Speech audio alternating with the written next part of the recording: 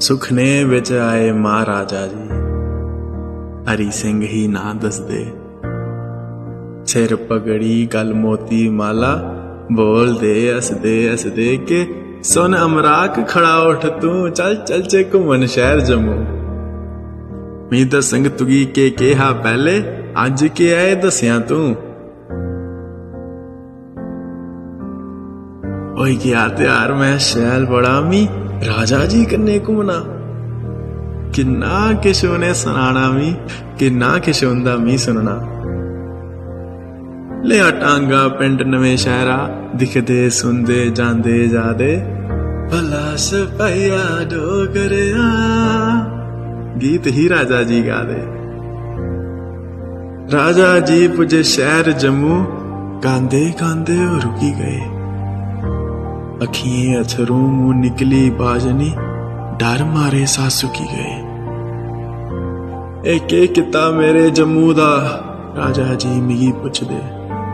कियां सुकी गई है तवी मेरी, जो ते छल कदे ही नहीं रुकदे। ना मुबारक मंडी दा बदलो, अफसोस मंडी रखी लो, के किश करिए बनाया ए सब, शर्म करो थोड़ा चकी लो, कुथे ना डोगरे जम्मू दे। सदो उन्हें मी गल करनी, मैं पुछनी उन्हें की कई गल्लां, सामने शिकायतां भी धरनी। जम्मू दा इक रोने आला छपी गया राजा जी दे कोला। रंग दा पक्का उच्चा लम्मा, उम्र कोई 15-16।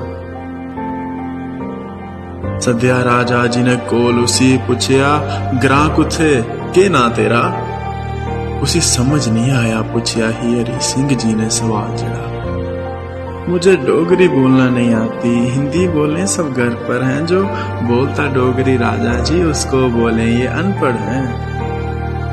राजा जी दे अथरू रुक देनी, मारी जिया मां मरी हो, चली गई किश बोले नहीं है, कविता गई मेरे हाथ तरी।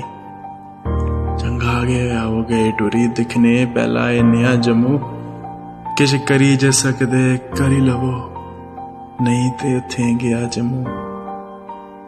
किश करी जे सकदा कर अमराक, नहीं ते उत्थे गया जम्मू।